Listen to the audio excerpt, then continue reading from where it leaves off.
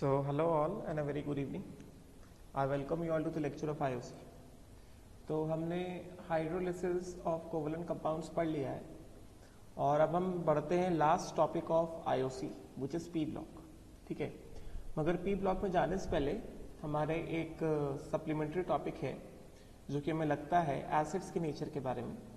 ठीक है, ये पढ़ लेंगे तो उस वक्त पी ब्लॉक ऑलमोस्ट हमने बहुत सारा कुछ पढ़ ही लिया है. पी ब्लॉक का जो कुछ भी हमें पढ़ना है पी ब्लॉक में हमने ऑलरेडी बहुत सारा पढ़ लिया है पी ब्लॉक का. फिर हमने बस थोड़ा बहुत एनसीईआरटी थोड़ा बहुत पढ़ना रहेगा.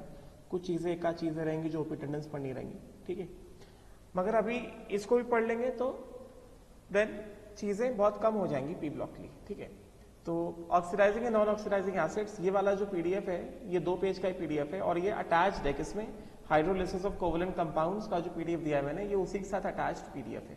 ठीक है, तो फटाफट से चीजों को देखते हैं कि इसमें हमें क्या देखना है क्या सीखना है. 2-3 चीजें इंपॉर्टेंट रहेंगी. ठीक है, जो कि स्पेशली पूछा जाता है एग्जामिनेशन में. तो let us move on to this thing. तो we have oxidising and non oxidising acids. ठीक है, we have oxidising acids and we have non oxidising acids. ठीक है, तो पहले हम लोग इस चार्ट में आते. अगर हम बात करें एसिड्स की, if I talk about acids,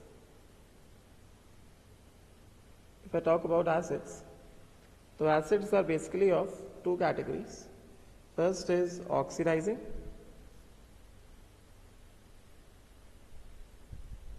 and second is non-oxidizing. 2 categories of acids. First is oxidizing and second is non-oxidizing. समझ गए, राइट. तो जो ऑक्सीडाइजिंग एसिड्स हैं वो basically they are basically the concentrated oxy acids. समझे क्या, right. They are basically oxidising acids जो हैं they are basically concentrated oxy acids. They are basically concentrated oxy acids. ठीक है, जैसे हमने कल जो देखा था लास्ट क्लास लेक्चर में हमने देख लिया था कि हमने सारे ऑक्सीडाइजिंग एजेंट्स का एक पावर में अरेंज किया था, डिसेंडिंग ऑर्डर में अरेंज किया था. समझे क्या. तो हमने देखा था concentrated HNO3 and concentrated H2SO4 वो क्या है, ऑक्सीडाइजिंग एजेंट्स है. गेटिंग, वो ऑक्सीडाइजिंग एजेंट्स क्यों है, सिंपल रिडॉक्स का concept, simple concept of redox. वो ऑक्सीडाइजिंग एजेंट इसलिए है क्योंकि कॉन्सेंट्रेटेड H2SO4 में सल्फर क्या है, +6 ऑक्सीडेशन स्टेट में. सल्फर +6 के आगे जा ही नहीं सकता. Maximum oxidation state possible for sulphur is +6. तो अभी सल्फर जाएगा तो नीचे ही जाएगा. समझे क्या, +4 हो सकता है, +2 हो सकता है, 0 हो सकता है, -2 हो सकता है.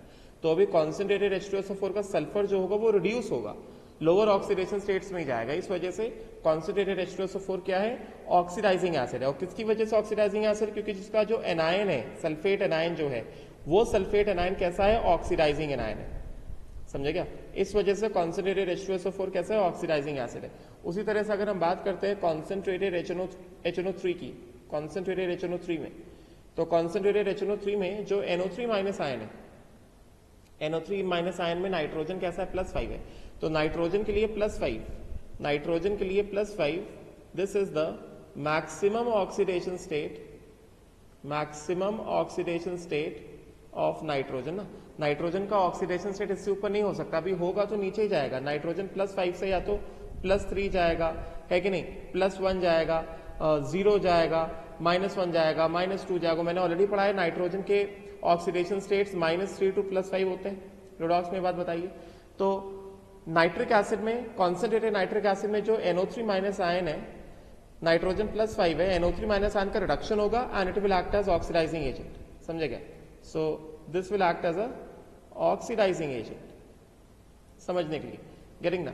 तो यहाँ पे हमें लिखना क्या है, यहाँ पे हमें लिखना ये कि जो एसिड्स हमने जो 2 कैटेगरीज देखे एसिड्स के, तो oxidising acids are basically the concentrated oxy acids. They are basically the concentrated oxy acids and in oxy acids में it is basically the anion of acid is an oxidizing agent. इसमें basically जो acid का anion है वो जो है वो oxidising agent होता है. समझे क्या? राइट. तो इस वाले केस में जैसे हम मान लें कि एग्जाम्पल जैसे suppose if you just consider example जैसे we have concentrated HNO3, we have suppose करो like concentrated HNO3 और हमने कल ही देखा है कि concentrated HNO3 जो है it is a stronger oxidizing agent than concentrated H2SO4. समझे क्या? मतलब एक तरह से both are oxidizing acids, both are oxidizing acid, बस ये मैंने relative strength बताया है. both are oxidizing acids. इसमें एनायन जो है वो ऑक्सीडाइजिंग एजेंट है. मतलब एनायन का क्या होता है? रिडक्शन होता है. समझेगा? तो यहां पे हम ऐसा ये वाला पॉइंट ऐड कर सकते हैं. Anion shows reduction. इस वजह से anion is a oxidising agent. ठीक है. तो concentrated HNO3 and concentrated H2SO4 में दोनों ऑक्सीडाइजिंग एसिड है. बस concentrated HNO3 is a stronger oxidising agent than concentrated H2SO4. समझे क्या? तो बेसिकली यहां पे जैसे अगर हम लिखते हैं इसका बिहेवियर अगर हम लिखते हैं तो सपोज करो we have a metal plus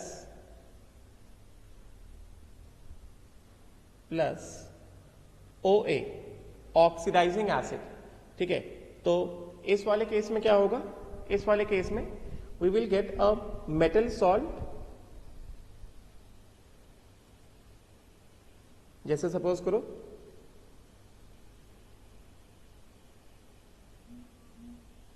इस वाले केस में we will have M+N. Metal का क्या हो गया? ऑक्सीडेशन हो गया. प्लस ऑक्सीडाइजिंग एसिड का एनायन का क्या होगा? उसका रिडक्शन होगा. Plus reduction product. समझे क्या? ये क्या है? ये है रिडक्शन प्रोडक्ट. समझे क्या? और इसमें ध्यान देने वाली बात यह है कि इस केस में जब कभी हम लोग ऑक्सीडाइजिंग एसिड को रिएक्ट कराते हैं मेटल के साथ, जैसा हमने देखा था डाइल्यूट एसिड में, ऑक्सीडाइजिंग एसिड जब कभी भी रिएक्ट होता है मेटल के साथ तो उस केस में हाइड्रोजन गैस का इवोल्यूशन जो है कभी नहीं होता है. रिएक्टिव मेटल से will react with the dilute acid. मैंने कहा था to evolve what? Hydrogen gas. समझे क्या? तो अगर ऑक्सीडाइजिंग एसिड को हमने लिया है, सपोज करो वी हैव ऑक्सीडाइजिंग एसिड, तो ऑक्सीडाइजिंग एसिड जैसे अपने पास क्या हो गया? जैसे ऑक्सीडाइजिंग एसिड अपने पास हो गया, जैसे सपोज करो we have concentrated H2SO4, we have concentrated HNO3. समझे क्या? तो like we have concentrated HNO3.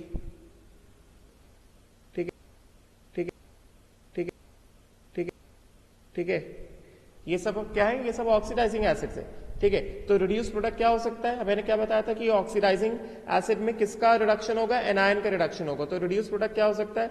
Reduction product क्या हो सकता है? Reduction product can be NO3 minus से NO2 हो गया, या फिर NO हो गया, या फिर अमोनिया हो गया. अगर हमने क्या लिया है? कॉन्सेंट्रेटेड नाइट्रिक एसिड लिया है. समझा कि रिडक्शन प्रोडक्ट्स ऑफ, मतलब ये कुछ एग्जाम्पल्स है. They are some examples. समझे क्या? ये कुछ भी हो सकते हैं. They are the reduction products of what? Concentrated HNO3. If HNO3 is taken, तो ये किसके लिए है? If concentrated HNO3 is taken. समझे क्या? And they can also be like SO2 हो गया, सल्फर हो गया, S-2 हो गया. ये कब? If concentrated H2SO4 is taken. तो is taken. तो बेसिकली यहां पे क्या है? यहां पे हमें क्या दिख रहा है? यहां पे हमें एक चीज दिख रही है कि अगर हम ऑक्सीडाइजिंग एसिड को यूज करते हैं तो मेटल प्लस ऑक्सीडाइजिंग एसिड, तो वो क्या देगा? मेटल कैटायन देगा. मतलब मेटल का क्या हो गया? ऑक्सीडेशन हो गया है. एंड ऑक्सीडाइजिंग एसिड का जो एनायन है, एनायन का क्या हो गया? रिडक्शन हो गया है. समझे क्या? मैंने ऑलरेडी बता दिया नाइट्रेट का रिडक्शन हो जाता है. इस वजह से nitrate is acting as an oxidising agent. मैंने यहीं पे बता दिया कि anion shows reduction, anion of acid shows reduction. ठीक है. राइट। तो अगर हमने HNO3 लिया है, कॉन्सेंट्रेटेड HNO3 लिया है, तो NO3 minus will be reduce to either of these. अभी तो मैंने लिख रहा है all these are the reduction products of NO3 minus, because NO3 minus में नाइट्रोजन कैसा +5 है, NO2 में नाइट्रोजन कैसा +4 है, NO में नाइट्रोजन कैसा +2 है, अमोनियम नाइट्रोजन कैसा -3 है, ठीक है ना। And similarly these are the reduction products of sulphate, right. अब इसमें ध्यान देने वाली बात यह है कि जब कभी भी मेटल को हम लोग ऑक्सीडाइजिंग एसिड से रिएक्ट कराते हैं तो उस केस में हाइड्रोजन गैस का इवोल्यूशन नहीं होता है, ठीक है। हाँ, अब इसमें ये वाली बात को ध्यान दो, ये वाली बात को ध्यान दो कि यहां पे मेटल जो है, this metal is not equal to, metal should not be, मतलब metals like gold and platinum, metals like gold and platinum ये रिएक्शन नहीं दिखाएंगे, क्योंकि मैंने ऑलरेडी पढ़ाया हुआ है। क्योंकि गोल्ड एंड प्लैटिनम कैसे होते हैं, gold and platinum are the noble metals. बात समझे क्या, gold and platinum are the noble metals, they do not react with neither dilute acids nor do they react with oxidising acid, ठीक है। Yes, they react with और they dissolve in aqua regia, समझे क्या, right. तो oxidising acids में gold and platinum react नहीं करेंगे, क्योंकि gold and platinum, since gold and platinum they are noble metals, मतलब noble metals which do not react, ठीक है। तभी तो ऐसा जितने भी ऑर्नामेंट्स होते हैं, सोना लोग ऐसा ज्वेलरी फॉर्म में पहनते हैं, बिकॉज वो खराब नहीं होता है। प्लैटिनम गाड़ियों में जैसे कोटिंग हो जाती है प्लैटिनम की तो शाइन आ जाती है, तो क्योंकि वो खराब नहीं होता है, वो रिएक्ट ही नहीं करता तो खराब नहीं होता, ठीक है। They are noble metals and do not react, do not react, बात समझे क्या, गेटिंग ना। हाँ, मगर एक चीज इंपॉर्टेंट है कि gold and platinum they dissolve in aqua regia, ये शायद मैंने पहले बताया है। गोल्ड एंड प्लैटिनम जो है they dissolve in aqua regia, dissolve in aqua regia, they dissolve in aqua regia, ठीक है। aqua regia क्या होता है, aqua regia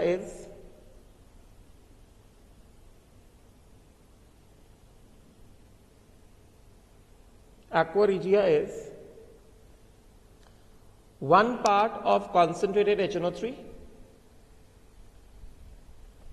Aqua regia is one part of concentrated HNO3 plus 3 parts of concentrated HCl.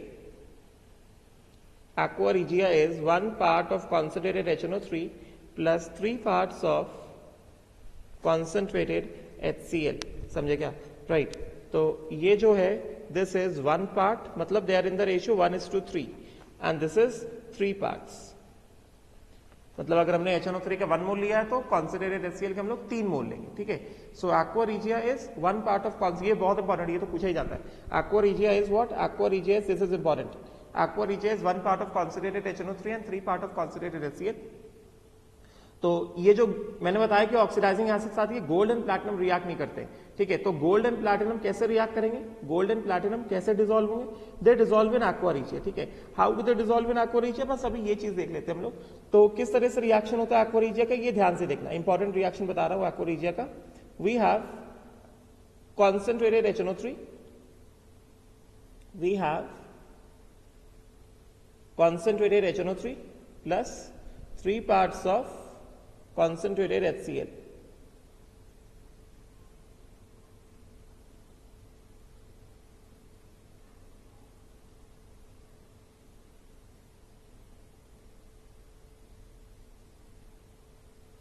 ठीक है, right. तो this will give you nitrosyl chloride, NOCl, and ये NOCl मैं तुम्हें बता दूं, जो नाइट्रोसिल क्लोराइड है, दिस विल गिव NOCl.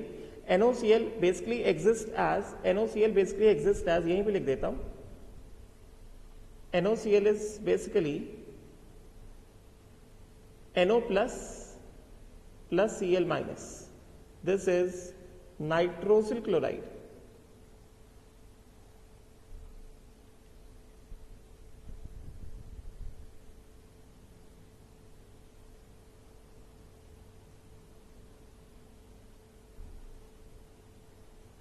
समझे क्या, ये पहले रिएक्शन देख लो जरा, एक्वा रीजिया का रिएक्शन क्या होता है, प्लस क्या होता है 2H2O प्लस क्या 2 टाइम्स ऑफ नेसेंट क्लोरीन।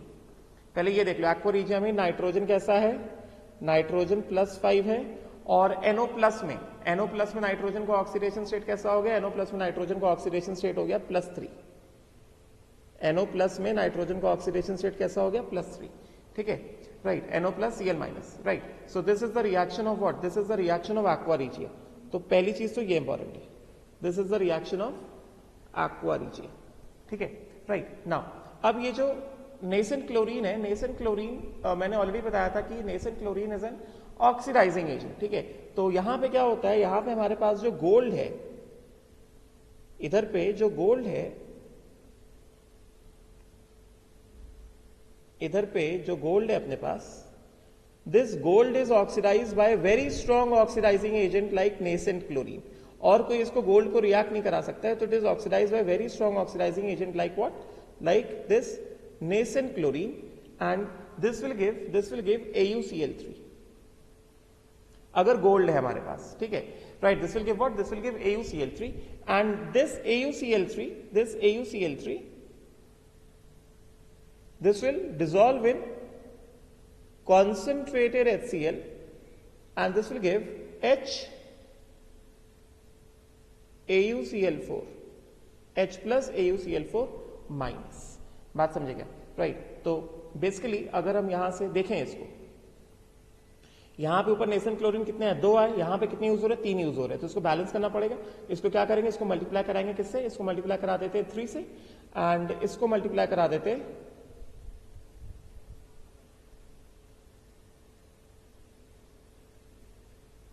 2 से।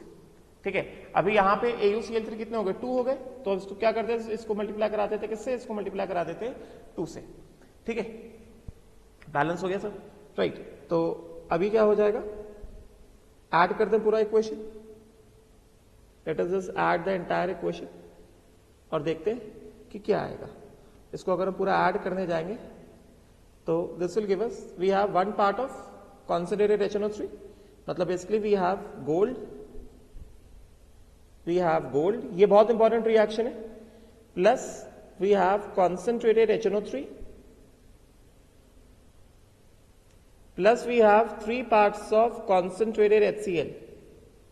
ये तो एक्वा रिजिया है, उसके बाद ऊपर से क्या लगाए? गोल्ड के लिए HCl लगाए। कितना? 2 HCl लगे, 2 HCl, समझे क्या? And this will give you what? This will give you 2 times of H plus AuCl4 plus कितना? 3 times of NOCl प्लस कितना? 6 times of H2O। इसको तुम ऐड कर दोगे तो ये तुमको इक्वेशन क्या होगा? ये वाला इक्वेशन तुमको ऐसे मिल जाएगा, समझे क्या? राइट। तो ये HAuCl4 जो है, HAuCl4 इसको हम लोग बोलते हैं ऑरिक एसिड।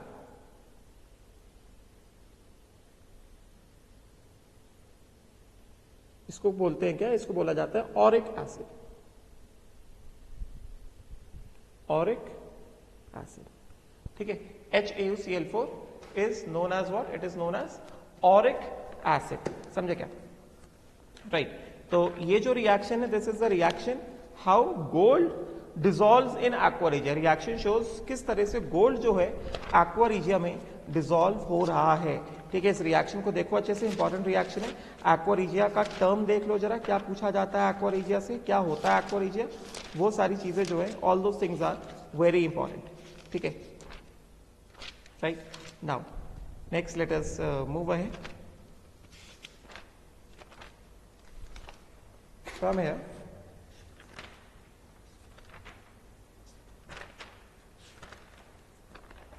तो यहां पे इसको हम लोग लिख देते हैं कि ये जो है, ये जो पूरा टर्म है, this is aqua regia, this is aqua regia, this is aqua regia. So just see how is gold is dissolving in aqua regia. ठीक है, तो मेरे साथ समझ में आ गया होगा, right? And this thing is very important. उसी तरह से सिमिलरली ये गोल्ड का ऐसा रिएक्शन है, सिमिलरली प्लैटिनम का भी ऐसा रिएक्शन हो सकता है, तो ये इंपॉर्टेंट है। इसको ऐसा लिख सकते हैं टेट्राक्लोरोऑरिक एसिड, टेट्राक्लोरो ऑरिक एसिड ऐसा बोल सकते हैं इसको हम लोग, ठीक है। उसी तरह से प्लैटिनम का भी ऐसा रिएक्शन होता है, प्लैटिनम के लिए भी सिमिलरली, प्लैटिनम के लिए भी देख लो जरा, प्लैटिनम का भी पूछते हैं। Similarly for platinum, similarly for platinum is also asked. तो पहला रिएक्शन तो सेम रहेगा, पहला रिएक्शन किस तरह से रहेगा, पहला reaction, first reaction will be what, first reaction will be HNO3, first reaction will be concentrated HNO3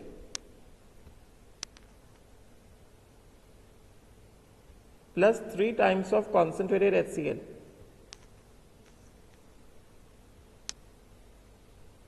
right?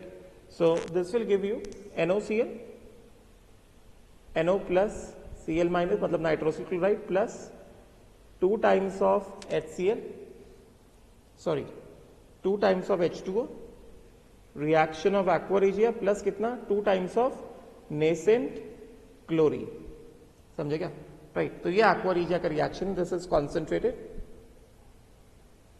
And this is also concentrated. Now what will happen to platinum, platinum although ऐसे तो react करने नहीं वाला है, मगर aqua regia में जो nascent chlorine use हुआ है, nascent chlorine oxidises platinum, 4 times of nascent chlorine यहां पे लेंगे हम लोग, 4 times ऑफ नेसेंट क्लोरीन लेंगे, तो ये क्या हो जाएगा, ये हो जाएगा PtCl4, this will give us what, this will give us PtCl4, समझा क्या। एंड एक बार अपने पास ये PtCl4 आ गया, तो अब क्या होगा, ये PtCl4 है, we have this PtCl4, it will react with 2HCl, we have this ऊपर से जो PtCl4 आया, this gives what, this gives 2HCl and this gives H2PtCl6, मतलब H2PtCl6 known as chloroplatinic acid, this gives H2PtCl6। यहां पे platinum का जो oxidation state है, the oxidation state of platinum is कितना, +4, this is H2PtCl6, oxidation state of platinum is कितना, +4, this is chloroplatinic acid, chloroplatinic acid, this is chloroplatinic acid, बात समझे क्या, right.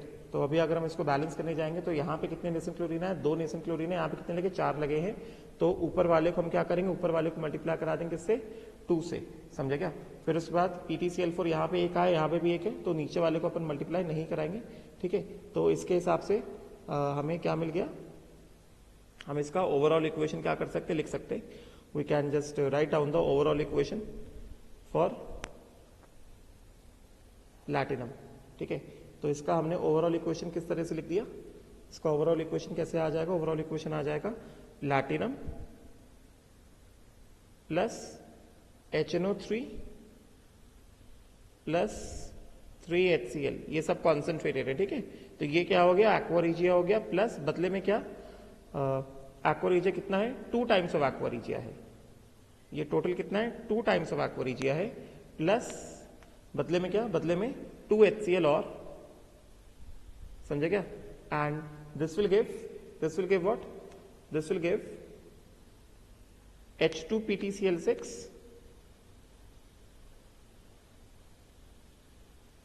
Plus what, this will give 2 times of NOCl, मतलब बस ये add करके इसको लिखना है, समझे क्या, प्लस कितना, 4H2O, गॉट इट ना, 2 times of NOCl plus how much, कितना, 4H2O, ठीक है। So this is the reaction, right. अच्छा यहाँ पे शायद एक छोटा सा मिस्टेक हुआ होगा, यहाँ पे कितना एक्वा रीजिया आएगा, हमने उसको 3 से मल्टीप्लाई किया था ना, तो यहाँ पे एक्वा रीजिया आएगा 3 टाइम्स ऑफ एक्वा रीजिया आएगा, मतलब this aqua regia into 3।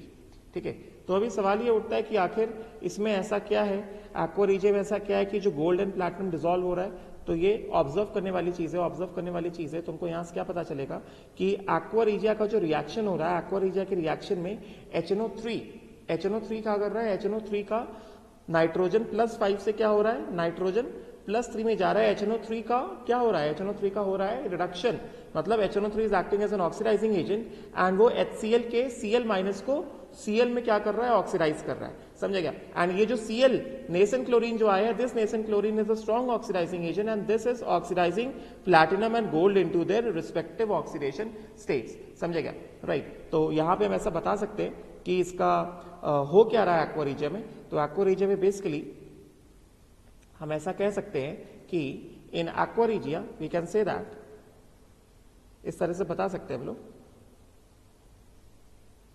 In aqua regia concentrated HNO3 nitrogen +5 is reduced to what, NOCl, NO + Cl-, nitrogen कैसा है, +3 है, समझे क्या, गेटिंग ना, so this is what, this is reduction and concentrated HCl Cl-1, it is oxidized to what, nascent chlorine, so this is what, oxidation, समझे क्या। Then उसके बाद ये जो हमारे पास जो नेसेंट क्लोरीन आया है, this nascent chlorine this is a oxidising agent and it oxidizes noble metals like gold to AuCl3 and platinum to PtCl4, and these dissolve in concentrated HCl to give what, HAuCl4 and H2PtCl6, जैसा हमने reaction में देखा, समझे क्या। तो ये है किसके बारे में, ऑक्सीडाइजिंग एसिड्स के बारे में। बात समझ में आई क्या। अभी हम बात करते हैं किसी नॉन ऑक्सीडाइजिंग एसिड्स की। If you talk about non oxidising acid, तो नॉन ऑक्सीडाइजिंग एसिड्स के बारे में जो इंपॉर्टेंट चीज है वो क्या है, regarding the non oxidising acids, तो यहां पे अपने पास है non oxidising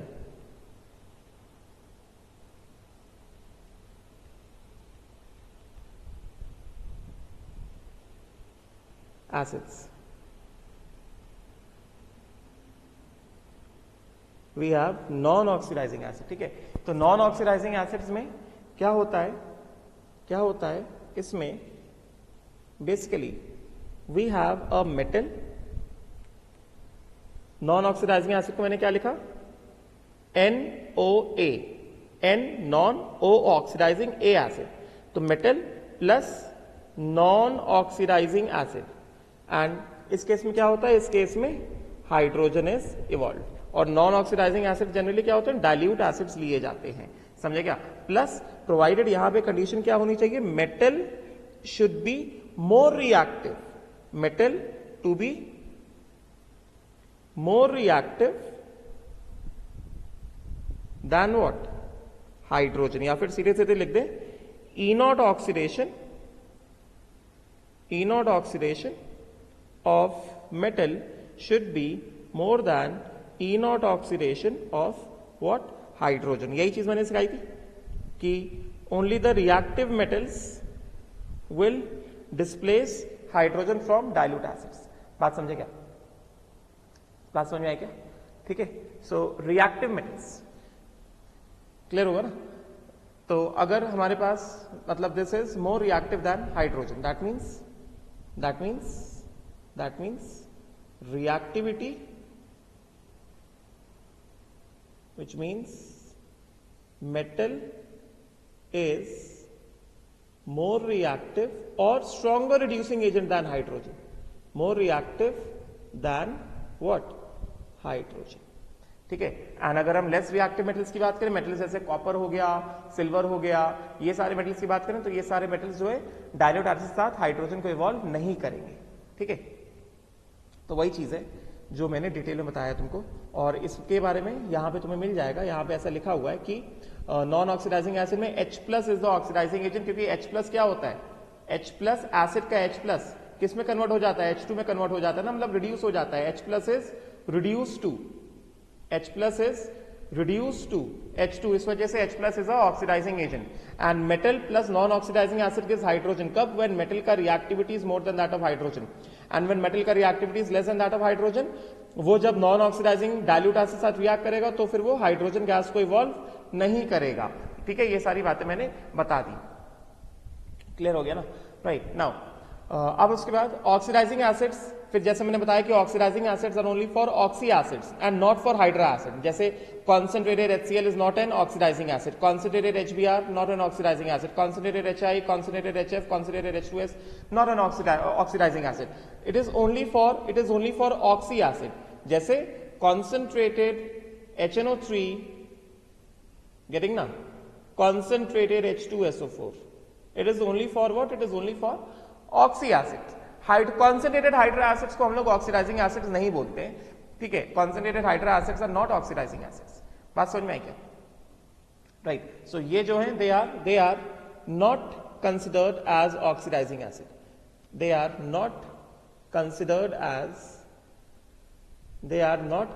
as oxidising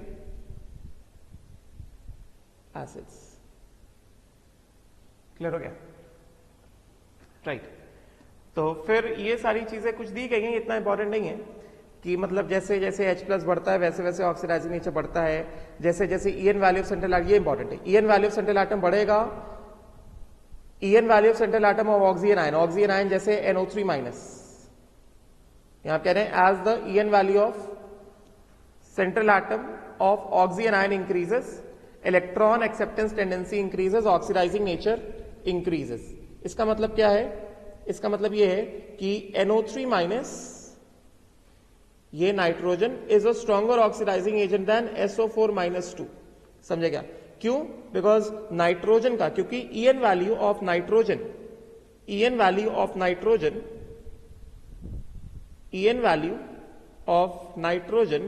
is more than EN value of sulphur. तो इसका मतलब क्या? ये क्या बता रहे कि जैसे जैसे EN value of central atom of oxygen ion, जैसे कॉन्सेंट्रेटेड HNO3 का ऑक्सीजन आयन क्या है? NO3- है ना. कॉन्सेंट्रेटेड H2SO4 का ऑक्सीजन आयन क्या है? सल्फेट है. तो जैसे जैसे EN वैल्यू बढ़ेगा, ऑक्सीडाइजिंग नेचर एसिड का क्या होगा? एसिड का ऑक्सीडाइजिंग नेचर बढ़ेगा. समझे क्या? तो ऑक्सीडाइजिंग नेचर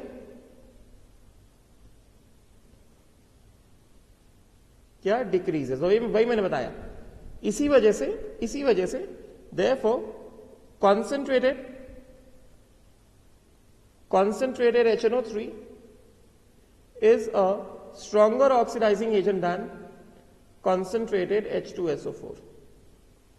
ठीक है, मतलब ये क्या है? ये ऑक्सीडाइजिंग पावर है. This is oxidising power. ठीक है, और इसके कुछ एग्जांपल्स हैं नेक्स्ट वाले पेज में. जो सारी चीजें हम ऑलरेडी देख चुके हैं. इसमें अब बस हमारा एक चीज इंपॉर्टेंट बचा है, वो ये वाला HNO3 के कुछ रिएक्शंस बताऊंगा अभी.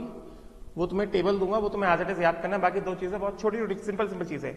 सो जैसे जैसे EN वैल्यू, तो ये वही बता रहे कि जैसे जैसे EN value of central atom increases, EN value of central atom of oxygen ion increases, oxidising nature, an मतलब क्या? Nature increases. तो जैसे वी हैव ऑक्सी, मैंने क्या बताया कि oxidising acids are only the oxy acid ना. We have concentrated H3PO3, we have concentrated H2CO3 and we have concentrated HNO3. तो बोरॉन, कार्बन एंड नाइट्रोजन. तो यहां पे क्या है? यहां पे EN वैल्यू कैसे इंक्रीज हो रहा है? EN value increases like this, EN value increases like this, तो oxidising nature increases like this. तो हम लोग यहां पे लिख सकते हैं कि EN वैल्यू इस ऑर्डर में, ये जो मैंने रेड एरो बनाया है, जो मैंने रेड एरो बनाया है, तो रेड एरो में EN वैल्यू राइजेस, इस वजह से ऑक्सीडाइजिंग नेचर राइजेस। मतलब मैं इसको यहां पे भी लिख दूं अगर, कि जैसे यहां पे जो एग्जांपल लिया गया है, यहां पे एग्जांपल जो लिया गया है, इस एग्जांपल के हिसाब से हमें, हमारे पास क्या कह रहे हैं, तुमने देख तो लिया कि ऊपर क्या लिखा है, ऊपर लिखा है जैसे जैसे EN value of central atom rise होगा वैसे वैसे ऑक्सीडाइजिंग नेचर इंक्रीज होगा। तो वी हैव ऑक्सी एसिड्स के लिए we have concentrated H3BO3, we have concentrated H3BO3, we have concentrated H2CO3 and we have concentrated HNO3। ठीक है, ये सब के सब क्या है, ये सब के सब concentrated acids हैं, they all are concentrated acids।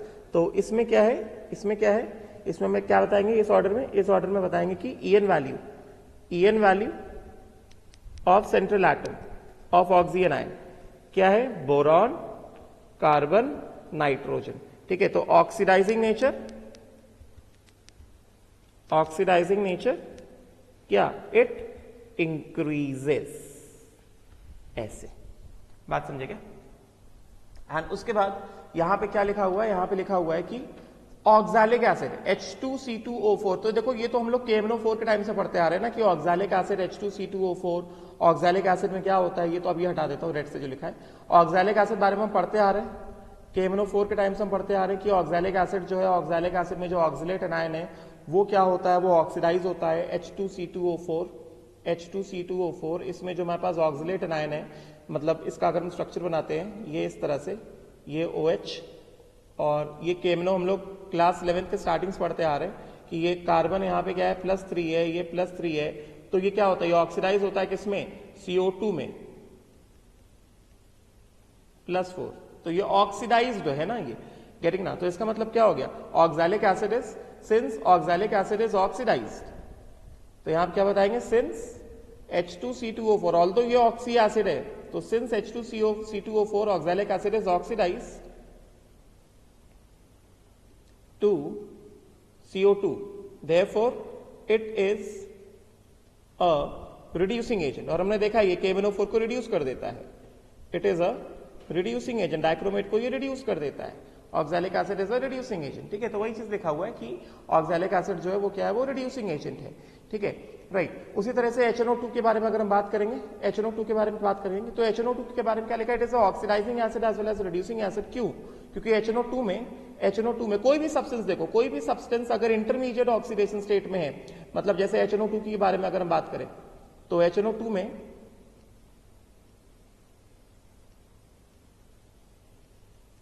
ये स्ट्रक्चर होता है ना HNO2 का, तो HNO2 के केस में नाइट्रोजन क्या है, यहां पे नाइट्रोजन +3 है, तो HNO2 नाइट्रोजन +3 से नाइट्रोजन +4, नाइट्रोजन +5 में ऑक्सीडाइज भी हो सकता है, can be oxidise to nitrogen +4 +5, या फिर इट कैन बी रिड्यूस्ड। अभी इंपॉर्टेंट चीज बता रहा हूं, अगर तुम लोगों को पता है तो अच्छी बात है, नहीं पता है तो सुन लो, it can be reduce to, ये रिड्यूस भी हो सकता है, reduce to the lower oxidation states, जैसे लोअर ऑक्सीडेशन स्टेट जैसे नाइट्रोजन +1 हो गया, नाइट्रोजन +2 हो गया, नाइट्रोजन 0 हो गया, अमोनिया हो गया, समझे क्या?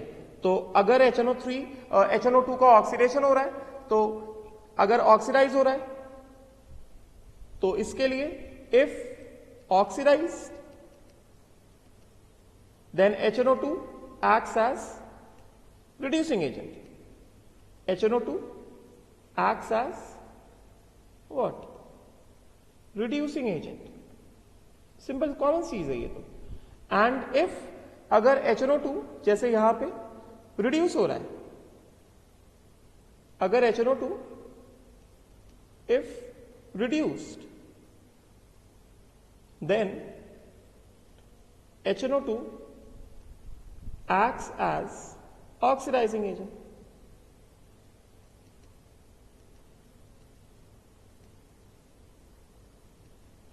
समझे क्या? राइट।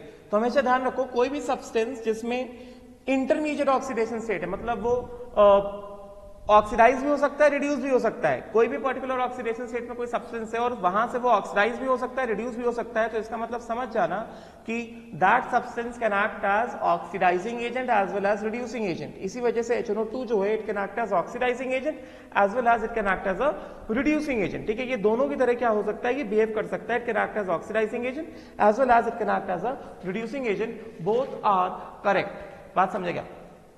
हमेशा ध्यान रखो कोई भी सब्सटेंस अगर वो इंटरमीडिएट ऑक्सीडेशन स्टेट में है, ठीक है, तो जैसे तुम्हारे समझने के लिए मैं एक एग्जांपल जैसे और ले सकता हूं, जैसे सल्फर है।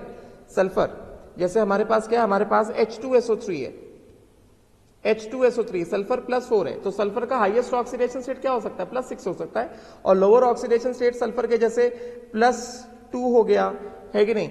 सल्फर का ऑक्सीडेशन स्टेट 0 हो गया, सल्फर का ऑक्सीडेशन स्टेट -2 हो गया। तो यहां पे सल्फर +4 से +6 में ऑक्सीडाइज भी हो सकता है,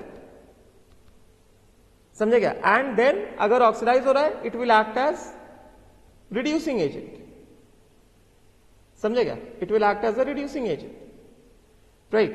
एंड देन अदरवाइज यहां पे क्या हो रहा है, यहां पे रिड्यूस हो रहा है, reduced, therefore H2SO3 acts as what? Oxidizing agent, समझेगा? राइट। सो कोई भी सब्सटेंस अगर इंटरमीडिएट ऑक्सीडेशन स्टेट में है, इंटरमीडिएट ऑक्सीडेशन स्टेट से ऊपर भी ऑक्सीडाइज हो सकता है, तो it will act as a reducing agent. Intermediate oxidation state से नीचे रिड्यूस हो रहा है, then it will act as an oxidising agent. हाँ, बट अगर कोई सब्सटेंस अपने हाईएस्ट पॉसिबल ऑक्सीडेशन स्टेट में, जैसे MnO4 माइनस में मैंगनीज कैसा +7 है ना, तो मैंगनीज +7 के ऊपर ऑक्सीडाइज नहीं हो सकता है ना, मैंगनीज +7 के ऊपर ऑक्सीडाइज नहीं हो सकता, +8 या +9 नहीं हो सकता है। इस वजह से MnO4- और ऑक्सीडाइज नहीं होगा, इस वजह से MnO4- कभी भी रिड्यूसिंग एजेंट तरह बिहेव नहीं करेगा। On the other hand MnO4- जो है होगा तो क्या होगा, रिड्यूस ही होगा, लोअर ऑक्सीडेशन स्टेट में ही जाएगा, Mn+2 में जा सकता है, Mn+4 में जा सकता है, ठीक है। तो बिकॉज ये already highest possible oxidation state में, तो अभी जाएगा तो नीचे ही जाएगा, समझेगा? अगर नीचे ही जाएगा इसका मतलब क्या, रिड्यूस होगा, इस वजह से MnO4- acts as an oxidising agent, oxidising agent, ठीक है। तो इस बात का ध्यान रखो, इस बात का ध्यान रखो कि इंपॉर्टेंट पॉइंट बता रहा हूं, ये पूछा जाता है, इंपॉर्टेंट पॉइंट बता रहा हूं कि a substance will always act as an oxidizing agent. Substance will always act as an oxidizing agent if it is in maximum oxidation state. अगर वो मैक्सिमम ऑक्सीडेशन स्टेट में है तो वो हमेशा ऑक्सीडाइजिंग एजेंट तरह बिहेव करेगा, क्योंकि because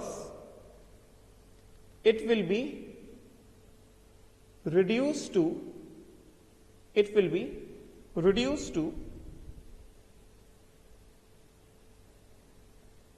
lower states, lower oxidation states. जैसे एग्जांपल KMnO4, समझे क्या? K2Cr2O7, गेटिंग ना? Concentrated H2SO4, getting? Concentrated HNO3, ये सारी चीजें। कोई भी सब्सटेंस अगर अपने हाईएस्ट पॉसिबल ऑक्सीडेशन स्टेट में है तो वो हमेशा क्या करेगा, हमेशा it will always act as an oxidising agent if it is in the maximum oxidation state, क्योंकि मैक्सिमम ऑक्सीडेशन स्टेट से क्या होगा, वो हमेशा रिड्यूस होगा लोअर ऑक्सीडेशन स्टेट्स में, इस वजह से वो हमेशा क्या होगा, वो हमेशा ऑक्सीडाइजिंग एजेंट होगा। ऑन दी अदर हैंड अगला point, if a substance is in some intermediate oxidation state,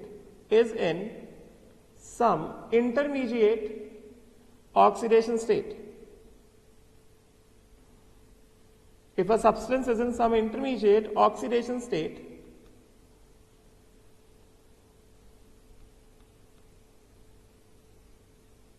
then first it can be oxidize to higher state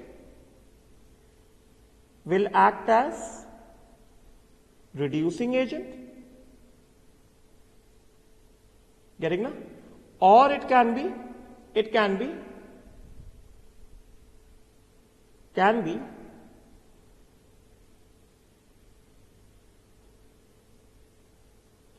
reduced to lower state, क्योंकि इंटरमीडिएट ऑक्सीडेशन स्टेट में ना, मतलब can act as oxidising agent.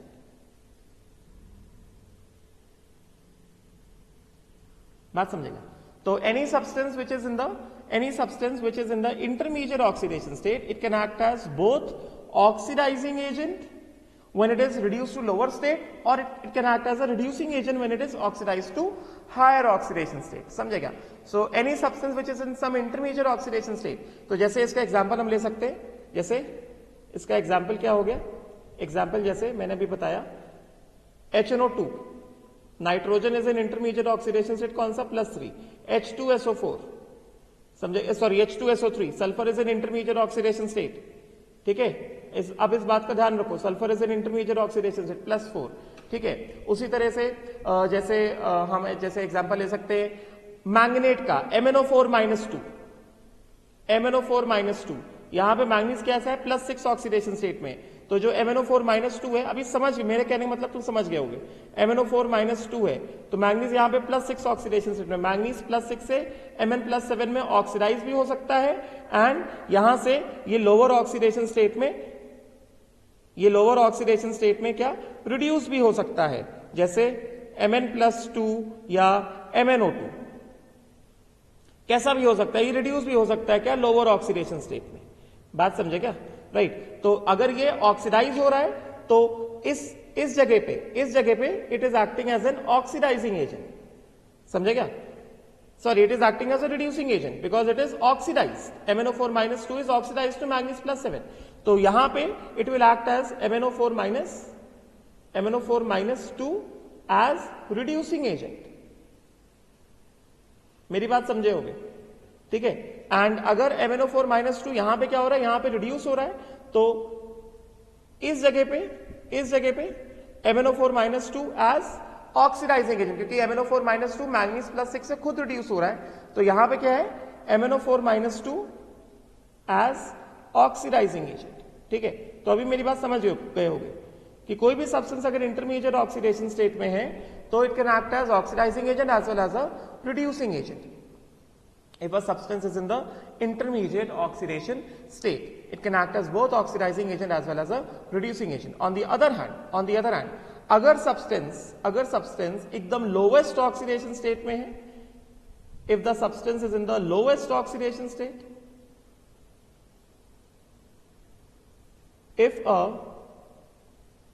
substance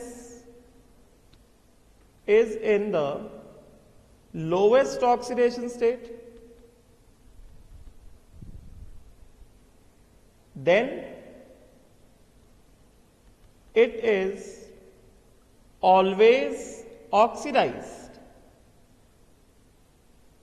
to higher oxidation state. ठीक है, such a substance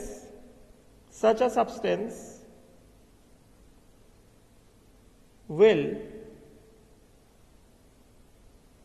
always act as a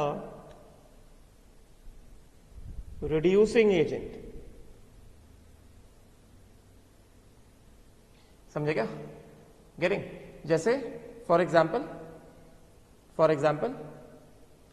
जैसे suppose करो ammonia जो है, नाइट्रोजन अमोनिया में nitrogen is in the lowest oxidation state, so it can be, अगर किसी reaction में it is getting oxidize to nitrogen, N2O, NO, है कि नहीं, NO2, गेटिंग ना, N2O3 या N2O5, तो this will act as what? Act as reducing agent only, अगर ये ऑक्सीडाइज हो रहा है. This can act as reducing agent only if it is getting oxidized. तो ये 3 पॉइंट काफी इंपॉर्टेंट थे कि कोई भी सब्सटेंस अगर मतलब अभी बता दिया, अभी दोबारा रिपीट नहीं कर रहा हूं, ठीक है। अच्छा, अब देखो जरा, अब यहां पे मैं कुछ इंपॉर्टेंट चीजें बताऊंगा। 2 चीजें बहुत इंपॉर्टेंट बची हैं। एक तो रिएक्शंस ऑफ HNO3। यहां पे तुमने देखा कि concentrated HNO3, if the HNO3 is 70% concentrated तो वो ऑक्सीडाइजिंग एसिड की कैटेगरी में आएगा। इफ इट इज 20% डाइल्यूट, समझेगा, तो फिर तो भी वो क्या आएगा, ऑक्सीडाइजिंग एसिड की कैटेगरी में आएगा। But if it is very dilute like 6% and 2%, तो फिर वो नॉन ऑक्सीडाइजिंग हो जाएगा, उसको हम लोग डाइल्यूट एसिड की तरह ट्रीट करेंगे, समझेगा। तो अब मैं यहां से इंपॉर्टेंट चीजें बता रहा हूं कि मैं एक टेबल दे रहा हूं, उस टेबल को एज इट इज याद कर लेना। उस टेबल से क्वेश्चंस आते हैं, इंडिविजुअल इक्वेशंस याद करने की जरूरत नहीं है, मगर ये जो टेबल मैं दे रहा हूं इस टेबल को एज इट इज याद कर लो, ठीक है। डायरेक्ट क्वेश्चन आएंगे, इसी टेबल से क्वेश्चन आते हैं, समझेगा, राइट। तो समरी ऑफ, ये टेबल याद कर लो सीधा सीधा, समरी ऑफ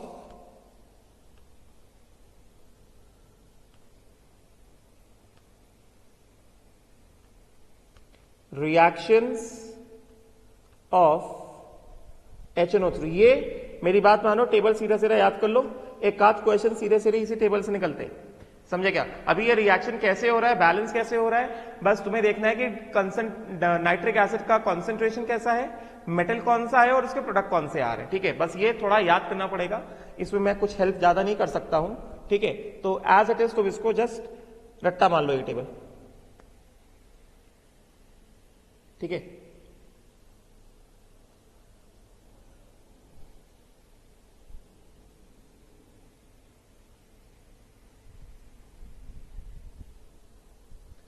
राइट, तो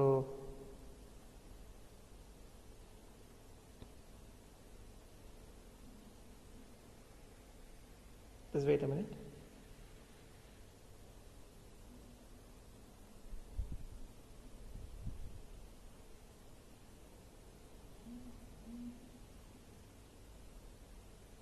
यहां पे भी हैव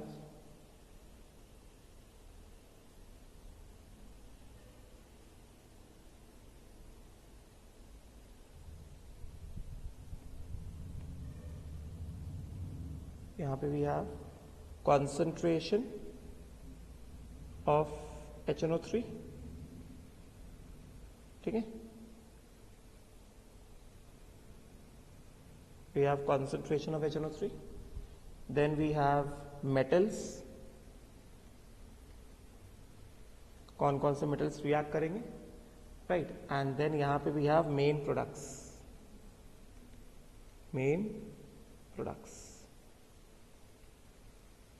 ठीक है, राइट। तो first we have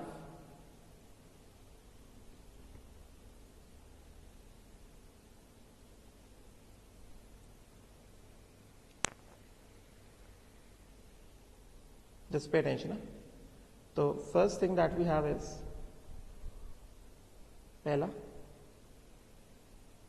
very dilute nitric acid, very dilute HNO3,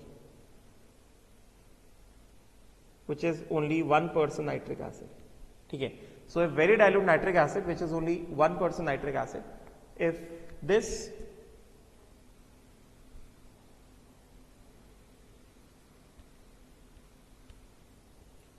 reacts with metals like,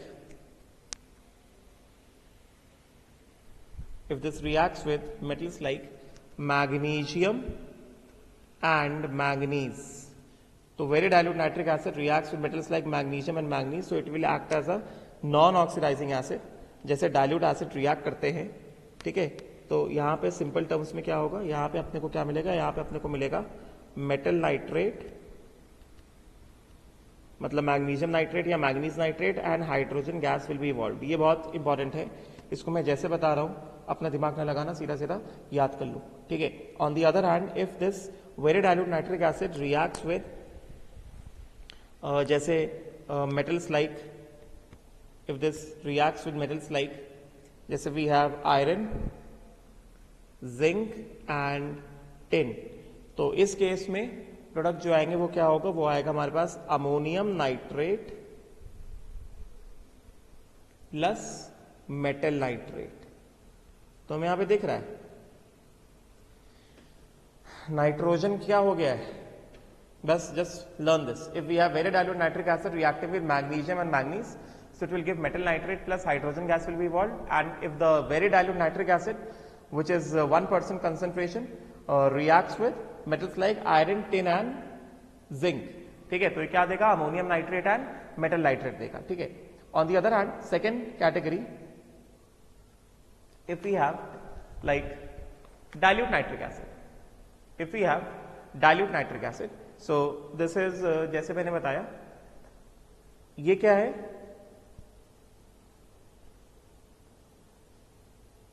this is 1% ना, ठीक है। तो अभी मैंने यहां पे क्या बताया, अभी सेकंड वाला है अपने पास dilute nitric acid, dilute HNO3, ठीक है। 1% भी हो सकता है, या फिर जैसा हमने पढ़ा है 6% भी हो सकता है, उसके आसपास भी हो सकता है। डाइल्यूट नाइट्रिक एसिड जैसे 20% dilute, 20% dilute, so it will act as what, it will act as oxidising acid ना, it will act as oxidising acid. तो सीधा सीधा याद कर लो, दिमाग ना लगाओ अपना, सीधा सीधा क्वेश्चन आता है, ये टेबल एज इट इज याद कर लो। तो अगर हमारे पास डाइल्यूट नाइट्रिक एसिड है,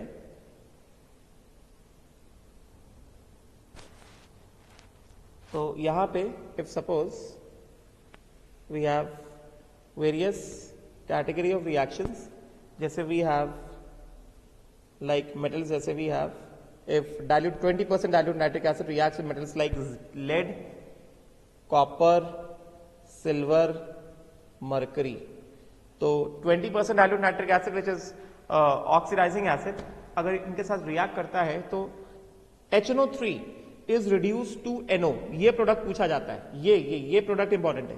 प्लस मेटल नाइट्रेट जो आएगा वो तो है, मगर वो रिड्यूस किस में हो रहा है, समझे क्या, right. On the other hand, if it reacts with iron and zinc, 20% dilute. So यहां पे क्या आएगा, यहां पे आएगा N2O. This product is important कि नाइट्रिक एसिड जो है किसमें रिड्यूस हो रहा है, ये पूछा जाता है।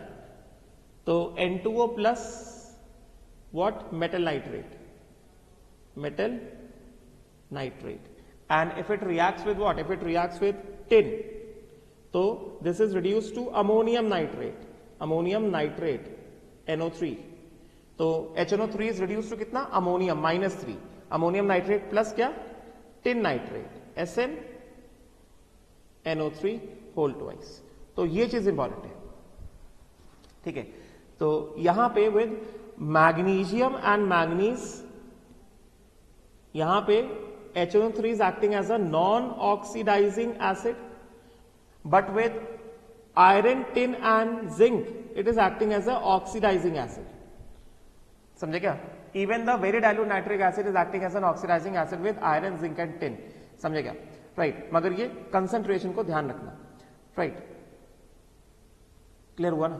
तो if we have very dilute nitric acid reacting with, देखो जानते, इफ वी हैव, चलो पहले मैं पूरा लिखवा देता हूं फिर उसको एक्सप्लेन करता हूं। देन उसके बाद सपोज करो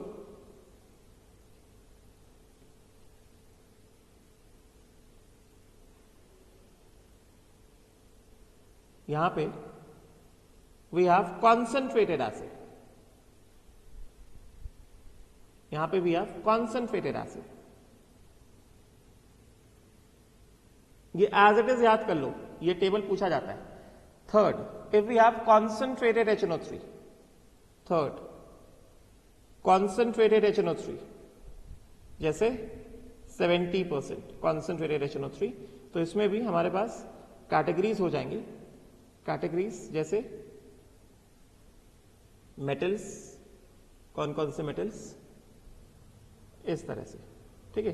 तो suppose we have zinc, iron, lead, copper and silver, तो यहां पे HNO3 is reduce to NO2 plus metal nitrate, it is reduce to NO2 plus metal nitrate, समझे क्या? And then if we have tin, concentrated nitric acid plus tin, so this will give what? NO2 plus metastanic acid. ये table important है। मेटास्टैनिक acid का formula होता है H2SnO3. This table is important. Summary of reactions of HNO3, ये important table है, इसको हमें याद करना पड़ेगा क्योंकि इससे डायरेक्टली क्वेश्चंस आते हैं। डायरेक्टली क्वेश्चंस आते हैं तो हम इसको कैसे याद करेंगे? तुमने ऑलरेडी लिख लिया होगा मेरे साथ। इसमें देखो, अगर हम लोग वेरी डाइल्यूट नाइट्रिक एसिड ले रहे हैं तो if we are taking very dilute nitric acid which is either 1% और 6%, तो very dilute nitric acid reacts with metals like magnesium and manganese, तो उस केस में हाइड्रोजन गैस इवॉल्व होगा, it will act as a non oxidising acid, ठीक है। But if this very dilute nitric acid which is either 1% और 6%, यहां पे preferably, यहां पे, हाँ ठीक है, विच इज आइदर 1% और 6%, if it is reacting with iron, zinc and tin, तो यहां पे HNO3 is reduce to what? HNO3 is reduce to, मैं यहां पे लिख देता हूं कि इसके लिए HNO3 nitrogen plus 5 is reduce to what? Ammonium nitrogen -3, मतलब this is accepting what? 8 electrons. Reduction of reaction, ये पूछा जाता है कि very dilute nitric acid on reacting with zinc, tin and iron, तो एक तो प्रोडक्ट सब में कॉमन है, मेटल नाइट्रेट तो सब में आ रहा है, मगर नाइट्रोजन किस ऑक्सीडेशन स्टेट में रिड्यूस हो रहा है, इससे सवाल पूछा जाता है, इससे सवाल निकलता है, ठीक है। तो very dilute nitric acid with iron, zinc and tin, it is reduce to what? Ammonium ion, मतलब N-3 में चला जाता है, तो इसके बेसिस हमसे N फैक्टर भी पूछ लेते हैं, तो HNO3 is reduce to N-3, तो N फैक्टर कितना हो गया? 8 हो गया, गेटिंग ना? तो ये इस चीज को ध्यान दो। On the other hand, if we have dilute nitric acid which is 20% and concentrated nitric acid which is 70%, so this is also what? This is also oxidizing acid. ठीक है? So if we have dilute nitric acid, so dilute nitric acid reacting with what? Reacting with वही पहले वाले pairs कौन कौन से? Iron, zinc and tin.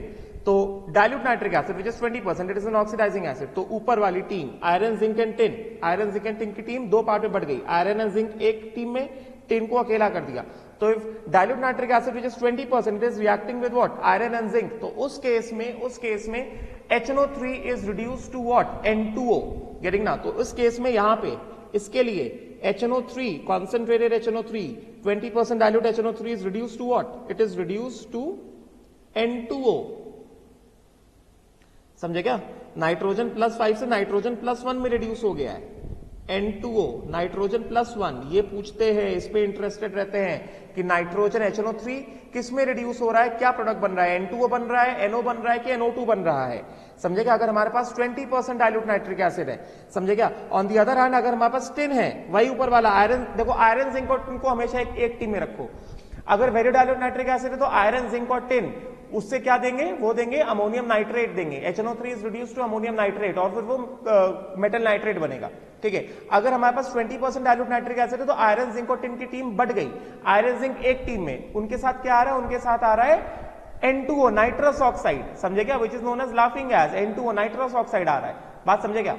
इस बात को ध्यान रखता है, N2O आ रहा है which is laughing gas, N2O laughing gas होता है ना, ये तो हमने पढ़ा हुआ है, N2O is a laughing gas, N2O is a laughing gas. ये भी पूछा जा सकता है कि which of the following give laughing gas, तो इसका आंसर क्या है? आयरन और जिंक है। तो कैसे पूछा जा सकता है ना, N2O लाफिंग गैस होता है, ठीक है। तो उसके बाद टिन अगर रिएक्ट करेगा तो क्या देगा? वही टिन अभी भी देखो अपने कायम है, ammonium nitrate plus metal nitrate. तो टिन को अगर मैंने रिएक्ट कराया आइदर विद 1%, 6% और 20%, तो वो हमेशा क्या देगा? अमोनियम नाइट्रेट, ठीक है। तो HNO3 is reduce to what? Ammonium nitrate. इस तरह से पढ़ना है। On the other hand if we have less reactive metals, less react, जैसे ये सब क्या है? ये क्या है? ये लेस रिएक्टिव मेटल्स होंगे ना, जैसे कॉपर, सिल्वर, मर्करी, लेड, ये सब लेस रिएक्टिव मेटल है। तो अगर लेस रिएक्टिव मेटल रिएक्ट कर रहे हैं 20% डाइल्यूट HNO3 के साथ, तो वो क्या आ रहा है? HNO3 is getting reduce to what? HNO3 is getting reduce to NO, nitric oxide. ये डिफरेंस है, इस बात को ध्यान रखना। इसके बेसिस पे रिएक्शंस पूछे जाते हैं, क्वेश्चंस पूछे जाते हैं कि HNO3 किस में कन्वर्ट हो रहा है, समझे क्या? राइट। तो इस वाले केस में HNO3 is reduce to what? NO, ये नाइट्रोजन +2 हो गया, यहां पे नाइट्रोजन क्या हो गया, यहां पे नाइट्रोजन +5 हो गया। समझे क्या? तो क्वेश्चंस कैसे पूछे जाते हैं, नाइट्रोजन HNO3 किस में रिड्यूस हो रहा है इससे पूछा जाता है। जैसे यहां पे पूछ लिया जाके कि डाइल्यूट HNO3 20% डाइल्यूट HNO3, या सीरियसली कहा जाएगा ओनली डाइल्यूट HNO3। अगर तुमको सिर्फ कहा गया only dilute HNO3, just consider 20% dilute HNO3, do not consider very dilute. अगर कहा गया dilute HNO3, just consider 20% dilute HNO3। समझे क्या? तो अगर हमारे पास डाइल्यूट HNO3 कहा गया है, तो डाइल्यूट HNO3 अगर जो टीम है, टीम का टीम है ना, आयरन, जिंक एंड टिन, इनके साथ रिएक्ट कर रहा है, तो आयरन और जिंक एक टीम में आ गए, तो वो क्या देंगे, नाइट्रस ऑक्साइड देंगे, लाफिंग गैस, एंड टिन क्या देगा, वो हमेशा अमोनियम नाइट्रेट देगा। समझे क्या? अगर डाइल्यूट HNO3 है। अगर वेरी डाइल्यूट HNO3 है तो आयरन, जिंक और टिन एक साथ इकट्ठे क्या देंगे, अमोनियम नाइट्रेट देंगे। अगर वेरी डाइल्यूट नाइट्रिक एसिड है तो मैग्नीशियम और मैंगनीज क्या देंगे, मेटल नाइट्रेट और हाइड्रोजन गैस इवॉल्व होगा। अगर हमारे पास डाइल्यूट नाइट्रिक एसिड है तो जो लेस रिएक्टिव मेटल्स है, जैसे लेड हो गया, कॉपर हो गया, सिल्वर हो गया, Hg हो गया, तो ये क्या देंगे, they will give NO, nitric oxide. समझे क्या? मेटल नाइट्रेट तो सब में आ रहा है। तो question is basically interested in कि HNO3 किस में रिड्यूस होगा या उसका N फैक्टर क्या हो जाएगा, इस पे क्वेश्चन थोड़ा इंटरेस्टेड रहता है। ऑन दी अदर हैंड, अगर हमारे पास कॉन्सेंट्रेटेड HNO3 है विच इज 70% HNO3, तो टिन का रिएक्शन एकदम अलग है। अगर हमारे पास कॉन्सेंट्रेटेड HNO3 है तो फिर चाहे कोई भी मेटल आ जाए, if we have concentrated HNO3, either we have iron and zinc or we have the less reactive metal, copper, lead, copper, silver, either we have iron or zinc or we have lead, copper, silver, तो एक ही product आएगा NO2। फिर चाहे वो tin हो, चाहे वो iron, zinc हो, चाहे वो लेस रिएक्टिव मेटल हो, HNO3 हमेशा क्या देगा, वो NO2 देगा। ठीक है, बस टिन क्या दे रहा है, टिन दे रहा है मेटास्टैनिक एसिड H2SNO3, बाकी मेटल्स क्या देंगे, वो मेटल नाइट्रेट ही देंगे। ठीक है, तो ये टेबल मैंने बता दिया, ये टेबल इंपॉर्टेंट टेबल है, इस टेबल को अच्छे से पढ़ना पड़ेगा। ठीक है, इसमें गलती मत करना, ये डायरेक्टली प्रोडक्ट पूछा जाता है। Please study this table nicely, इसको नोट कर लिया होगा। ठीक है, अब मुझे आगे बढ़ना पड़ेगा। अभी लास्ट पार्ट में आते हैं। लास्ट पार्ट में बस एक छोटी सी चीज इंपॉर्टेंट है। उसी तरह से जैसे यहां पे हमने देखा, हम लोग क्या देख रहे थे, जैसे जैसे EN value of central atom बढ़ेगा वैसे वैसे ऑक्सीडाइजिंग नेचर क्या होता है, बढ़ता है। उसी तरह से जैसे हमने थर्ड पीरियड के एसिड्स की बात करी, ये कौन से एसिड्स थे, these were the acids of second period, these were the second period oxy acids, these were the second period oxy acids. उसी तरह से अगर हम लोग थर्ड पीरियड ऑक्सी एसिड्स की बात करें, यहां पे if you talk about third period oxy acids, third period oxy acids, बात समझेगा। तो अगर हमने यहां पे थर्ड पीरियड ऑक्सी एसिड बात करेंगे, तो ग्रुप 15 में वी हैव H3PO4, ग्रुप 16 में we have H2SO4 and group 17 में we have oxy acids of halogens. ठीक है, राइट। तो H3PO4 मैंने for oxy acids of phosphorus मैंने ऑलरेडी बताया था कि H3PO4 जो है नॉन ऑक्सीडाइजिंग एसिड है, ये हमेशा डाइल्यूट एसिड तरह बिहेव करता है। मेटल्स को इसके साथ रिएक्ट कराओगे तो हमेशा क्या देगा, वो हाइड्रोजन देगा। समझे क्या? राइट। तो H3PO4 is what, H3PO4 is non oxidising acid, non oxidising acid. हाँ, H3PO3 and H3PO2 they are reducing acid, ये बात मैंने आयनिक में पढ़ाई थी। H3PO2 का अगर हम स्ट्रक्चर बनाते हैं तो H3PO2 का स्ट्रक्चर किस तरह से आएगा, H3PO2 का स्ट्रक्चर इस तरह से आता है, ये मोनोबेसिक एसिड होता है, राइट। H3PO3 का स्ट्रक्चर किस तरह से आता है, H3PO3 का स्ट्रक्चर जो है इस तरह से आता है, गेटिंग ना। एंड H3PO4 का स्ट्रक्चर किस तरह से आता है,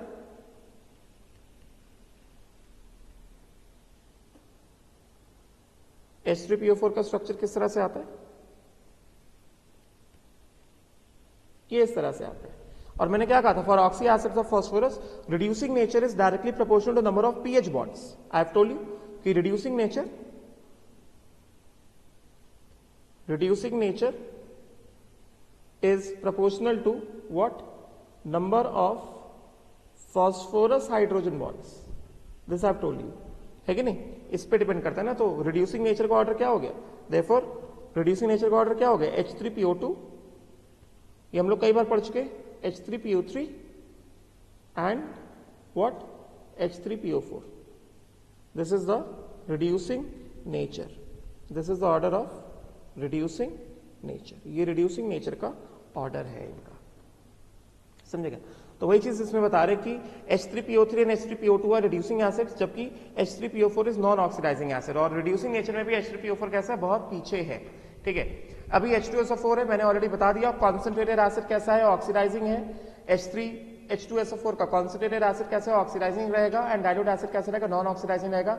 H2SO3 is both oxidizing as well as reducing, मैंने बता दिया। And then oxy acids of halogens all are oxidizing acids. Oxy acids of halogens में सब के सब एसिड्स कैसे हैं, ऑक्सीडाइजिंग एसिड है। और अगर हम लोग ऐसे जाएंगे तो हम लोग क्या बताएंगे कि इस ऑर्डर में गए तो oxidising nature increases, oxidising nature increases.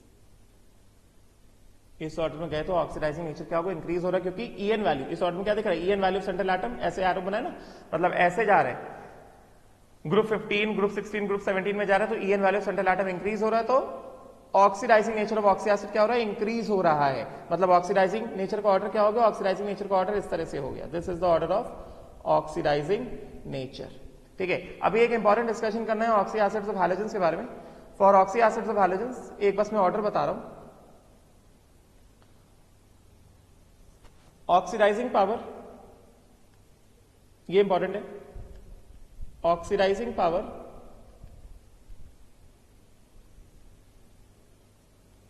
of oxy acids of halogens, oxidizing power of oxy acids of halogens। ठीक है, तो सिंपल चीज मैं बता देता हूं, इसमें मैं सिंपल चीज बता देता हूं इनके बारे में, इसको ध्यान रखना। Just remember this thing,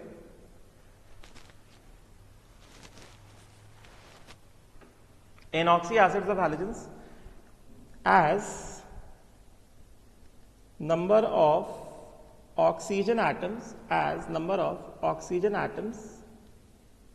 increase, number of oxygen atoms increase, then उस केस में क्या क्या होता है, उस केस में पहली चीज जो होती है इसमें, हमने ऑलरेडी एसिड्स एंड बेसिस में पढ़ा हुआ है, acidic nature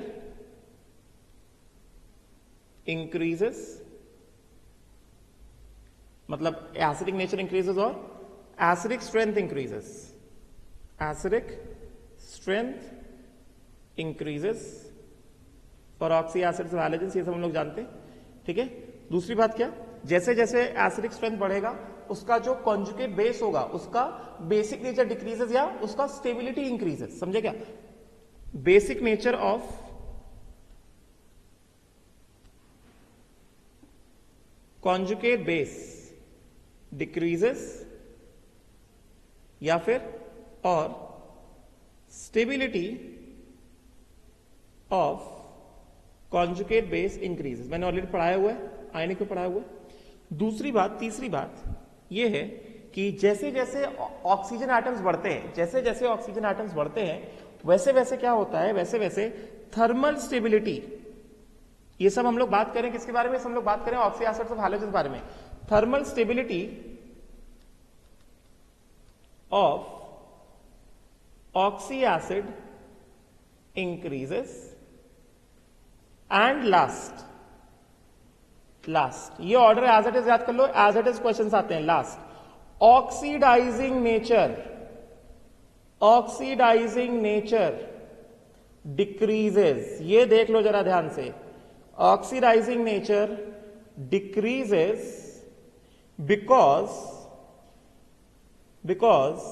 stability of anion increases। पहले ये चारों पॉइंट्स को अच्छे से देख लो, ये चारों के चारों पॉइंट्स कैसे, बहुत ही ज्यादा इंपॉर्टेंट है। फिर मैं पूरा एक एक ऑक्सी एसिड को लेके, मतलब फ्लोरीन, क्लोरीन, ब्रोमीन, आयोडीन के ऑक्सी एसिड्स को लिख के मैं बताता हूं।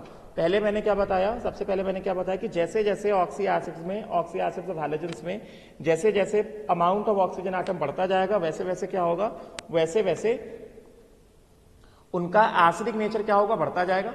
ठीक है, जैसे जैसे उनका एसिडिक नेचर बढ़ता जाएगा वैसे वैसे उनके जो कॉन्जुगेट बेसेस है उनका स्टेबिलिटी, उनका बेसिक नेचर घटता जाएगा या फिर उनका स्टेबिलिटी क्या होगा, बढ़ता जाएगा। ठीक है, क्योंकि हमने कहा है कि एसिड्स का ऑक्सीडाइजिंग नेचर किस वजह से होता है, एसिड्स का ऑक्सीडाइजिंग नेचर की वजह क्या है, एसिड्स का ऑक्सीडाइजिंग नेचर की वजह है एनायन का ऑक्सीडाइजिंग एजेंट होना। तो जैसे जैसे ऑक्सीजन एटम बढ़ते जा रहे हैं वैसे वैसे कॉन्जुगेट बेस का स्टेबिलिटी बढ़ता जा रहा है। अगर कॉन्जुगेट बेस का स्टेबिलिटी बढ़ता जा रहा है तो conjugate base oxidize oxidizing agent तरह बिहेव नहीं करेगा, क्योंकि वो रिड्यूस नहीं होगा, क्योंकि वो जितना ज्यादा स्टेबल है उतना उसी स्टेट में रहेगा ना, रिड्यूस नहीं होगा। बात समझेगा? इस वजह से ऑक्सीडाइजिंग नेचर क्या हो रहा है, वो डिक्रीज हो रहा है, क्योंकि स्टेबिलिटी ऑफ एनायन क्या हो रहा है, वो इंक्रीज हो रहा है। And thermal stability of oxy acid भी क्या होता है, इंक्रीज होता है। ठीक है, तो इसका मतलब क्या हुआ, अब यहां से ऑर्डर देखो, ये बहुत इंपॉर्टेंट है, ये एनसीईआरटी की चीज में पढ़ा रहा हूं, सीधा सीधा पूछा जाता है, जस्ट पे अटेंशन ना।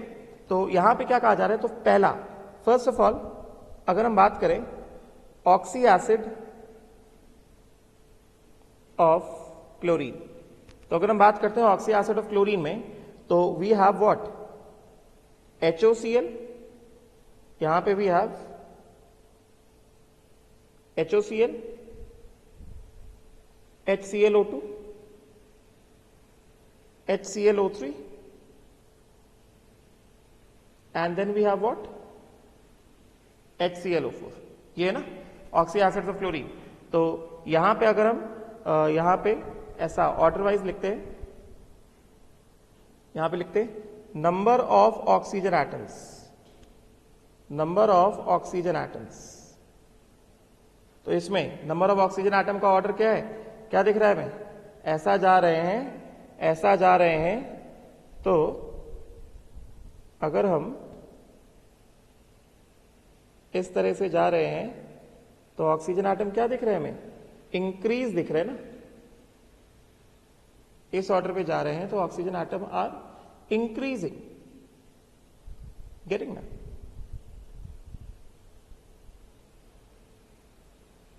Moving in this direction, so number of oxygen atoms are what, increasing.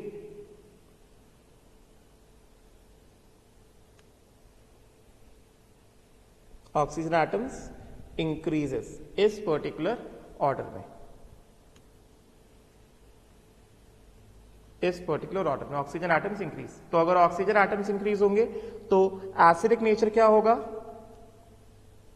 Acidic nature क्या होगा, एसिडिक नेचर का ऑर्डर क्या होगा, एसिडिक नेचर का ऑर्डर किस तरह से आएगा, इस ऑर्डर में गए तो एसिडिक नेचर विल इंक्रीज। समझे क्या, इस ऑर्डर में अगर हम गए तो एसिडिक नेचर क्या होगा, एसिडिक नेचर विल इंक्रीज, क्योंकि जैसे जैसे ऑक्सीजन एटम बढ़ते हैं वैसे वैसे एसिडिक नेचर क्या होता है, इंक्रीज होता है। तो एसिडिक नेचर ऑल्सो इंक्रीजेस। ठीक है, राइट। फिर अगर हम बात करें stability of conjugate base, basic nature, या सीधे सीधे basic nature of conjugate base, basic nature of conjugate base, ये तो हमने आयनिक में पढ़ा हुआ है। तो HOCl का कॉन्जुगेट बेस क्या होगा, ClO माइनस, इसका क्या होगा ClO2 माइनस, इसका क्या होगा ClO3 माइनस, एंड अगले का क्या होगा ClO4 माइनस। ठीक है, तो अगर एसिडिक स्ट्रेंथ बढ़ रहा है तो फिर basic nature of conjugate base क्या होगा, डिक्रीज होगा। तो what is the order of basic nature of conjugate base, basic nature of conjugate base का ऑर्डर ये है, this is the order of basic nature of conjugate base. ठीक है, तो कॉन्जुगेट बेस जितना लेस बेसिक होता है उतना ज्यादा क्या होता है, स्टेबल होता है। ठीक है, तो stability of conjugate base, stability of conjugate base, ठीक है, it is inversely proportional to basic nature. Stability of conjugate base जो है it is inversely proportional to what, inversely proportional to basic nature of conjugate base. ठीक है, मैंने सब already पढ़ाया है। ठीक है, तो what will be the order of stability of conjugate base, order of stability of conjugate base क्या होगा, ClO minus, ClO2 minus, ClO3 minus and ClO4 minus. This is the order of stability of conjugate base. ठीक है, तो अगर ये order of stability of conjugate base है तो मैंने क्या बताया था, मैंने बताया था अभी स्टार्टिंग जब मैंने लेक्चर स्टार्ट किया था, मैंने लेक्चर स्टार्ट किया, मैंने क्या बताया था, मैंने बताया था कि oxidising nature of an acid, oxidising nature of an acid is due to what, oxidising nature of anion. समझेगा, oxidising of an oxy acid. Oxidising nature of an oxy acid is due to oxidising nature of anion. समझेगा? वो anion का oxidising nature की वजह से होता है। मगर हमें यहाँ क्या दिख रहा है कि एनायन का स्टेबिलिटी क्या हो रहा है, ऐसा बढ़ता जा रहा है ना। तो अगर एनायन का स्टेबिलिटी अगर ऐसा बढ़ता जा रहा है, इसका मतलब क्या, oxidizing nature of oxy acid का ऑर्डर क्या होगा, oxidizing nature of oxy acid का ऑर्डर क्या होगा, oxidizing nature of oxy acid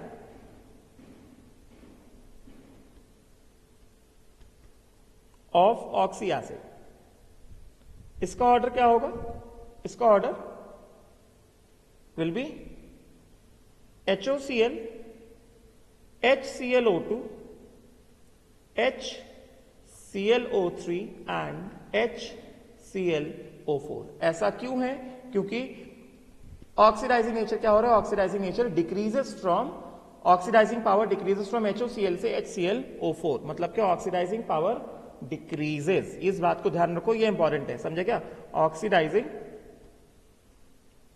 power decreases, oxidizing power क्या, ऑक्सीडाइजिंग पावर डिक्रीजेस। इस बात को ध्यान रखो, क्योंकि स्टेबिलिटी ऑफ कॉन्जुगेट बेस क्या हो रहा है, वो इंक्रीज हो रहा है, समझे क्या, right. And stability of conjugate base increase हो रहा है। उसके बाद लास्ट यहां पे जो मैंने बताया, thermal stability of oxy acid.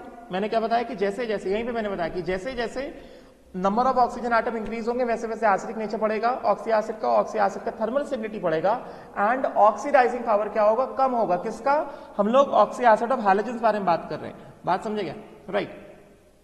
तो उसी तरह से थर्मल स्टेबिलिटी का ऑर्डर क्या हो जाएगा, thermal stability,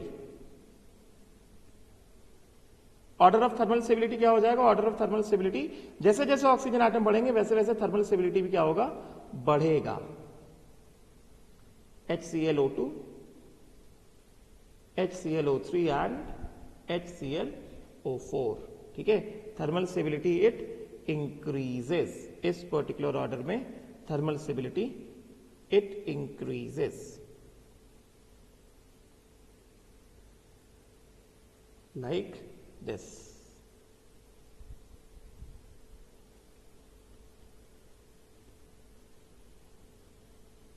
thermal stability it increases. बात समझेगा, राइट। तो जस्ट रिमेंबर दिस थिंग कि अभी जैसे मैंने यहां पे क्लोरीन बारे में बताया ना, तो फिर ये इन जनरल ब्रोमीन और आयोडीन के लिए भी यही चीज एप्लीकेबल है। This is applicable for bromine and iodine also, like I have told this thing for oxy acid chlorine. उसी तरह ब्रोमीन के ऑक्सी एसिड के लिए भी यही सेम ऑर्डर फॉलो होगा और आयोडीन के ऑक्सी एसिड के लिए भी यही सेम ऑर्डर फॉलो होने वाला है, ठीक है। बस जाते जाते आज का लेक्चर खत्म करते करते एक चीज मैं और बता दूं, let me just tell you one particular more thing कि आखिर यहां पे इसका रीजन क्या है कि स्टेबिलिटी ऑफ कॉन्जुगेट बेस जो इंक्रीज हो रहा है, ये तो हमने आयनिक से देख लिया है। Stability of conjugate base increases due to, ये जो हमने लिखा है ना यहां पे, क्या रीजन है स्टेबिलिटी बढ़ने का, electron delocalization increases which causes more dispersal of charge which leads to increase in stability। इस वजह से स्टेबिलिटी क्या, it increases, stability increases, stability increases, समझ गया, राइट। तो जैसे मैं फटाफट से बता देता हूं, जैसे हमारे पास ये जो ClO है, तो ClO का स्ट्रक्चर कैसा है, मैं सारे डीलोकलाइज स्ट्रक्चर्स तो नहीं बनाऊंगा, मगर एक बार बस एक्सप्लेन कर देता हूं। ClO माइनस, तो यहां पे कैसा है, चार्ज ऑन ऑक्सीजन इज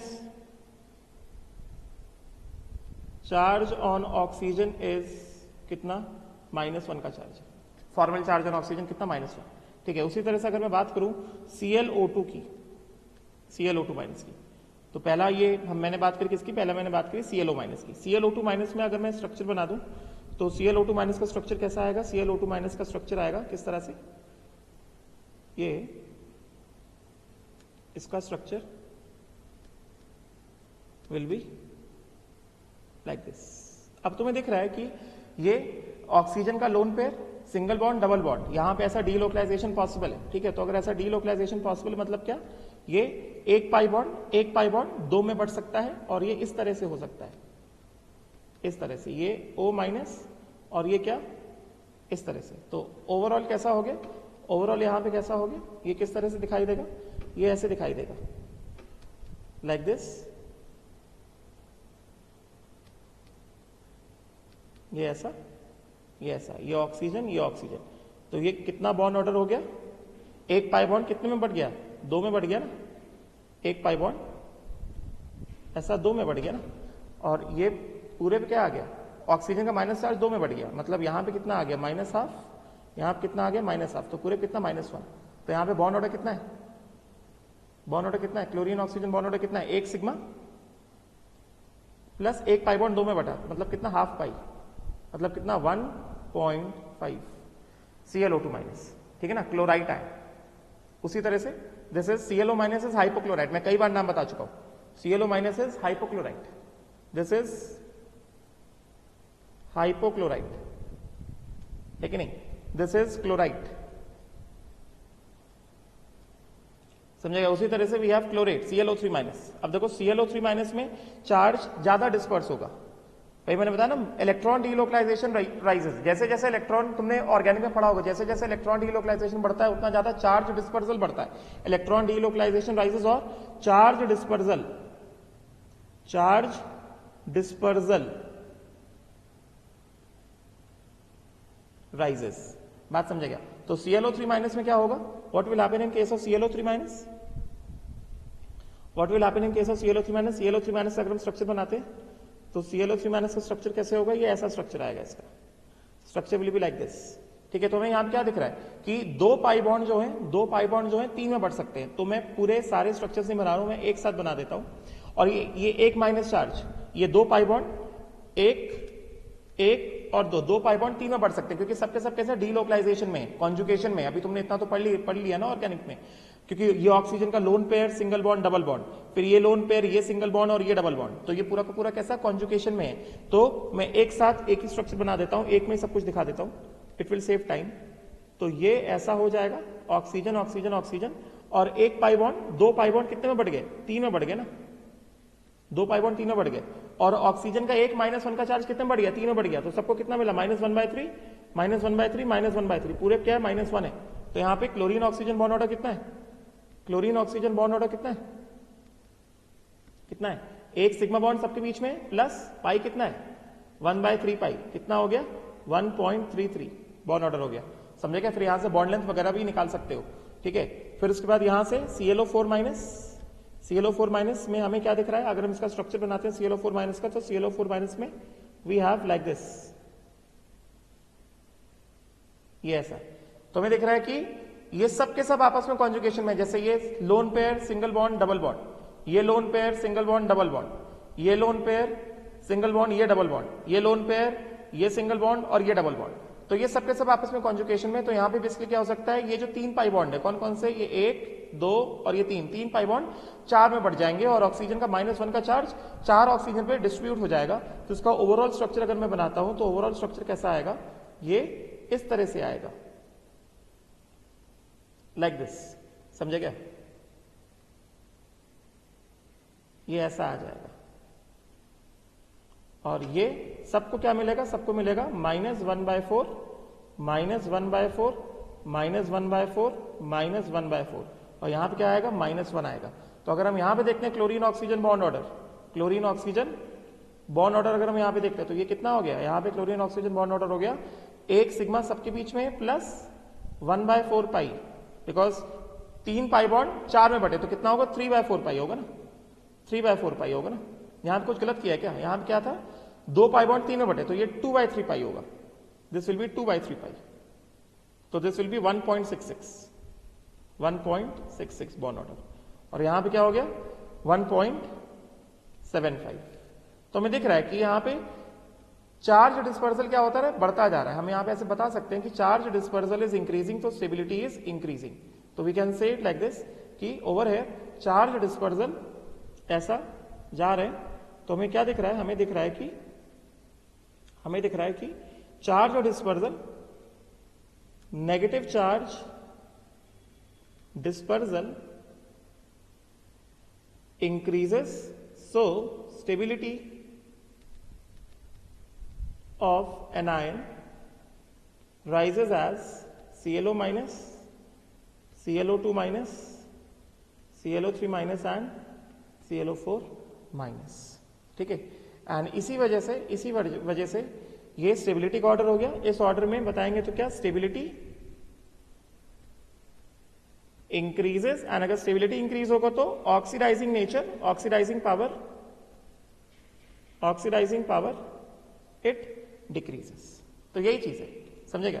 तो ये सारी चीजों को ध्यान में रखो, ये मैंने बता दिया है, ये सब ऑर्डर को ध्यान में रखो. थर्मल स्टेबिलिटी ऑक्सी एसिड का कैसा होगा, just remember all this things. And this is not only for oxy acids of chlorine, this is for all the oxy acid. तो एक बार मैं यहाँ पे जनरल लिख देता हूं. मैंने एक एग्जाम्पल लिया ऑक्सी एसिड ऑफ क्लोरीन के फॉर्म में, मगर ये पहले जनरल लिख देता हूं. HOX, HXO2, HXO3, HXO4, ये जनरल लिख दिया मैंने यहां पे, समझे क्या. Where this X is chlorine, bromine and iodine, समझे क्या. राइट, तो इन सारी चीजों का कुछ ध्यान रखो. HXO2 में X is only equal to chlorine, X is not equal to bromine. HXO2 में बस इतना ध्यान रखना. HXO2 में सिर्फ X is only equal to chlorine, बाकी सब में ये ऐसा है. और मैंने एग्जाम्पल लिया जैसे ऑक्सी एसिड ऑफ, एग्जाम्पल के तौर पे जैसे oxy acid of chlorine, oxy acid of chlorine. ठीक है, तो एसिड्स का नेचर भी मैंने पढ़ा दिया, ऑक्सीडाइजिंग एंड रिड्यूसिंग एसिड भी पढ़ा दिया. Right, now we can start with the P block topic. अब हमारे लिए पी ब्लॉक में बहुत सारी चीजें क्या हो गई, एकदम आसान हो गई. और वैसे भी पी ब्लॉक से जहां से मेजर क्वेश्चंस निकलते हैं वो सारी चीजें मैंने ये सब टॉपिक्स के फॉर्म में मैंने पढ़ा दिया है. अभी पी ब्लॉक में हमारे पास क्या बचेगा, बुक रीडिंग बचेगा बस. ठीक है, right. So will stop here. Thank you.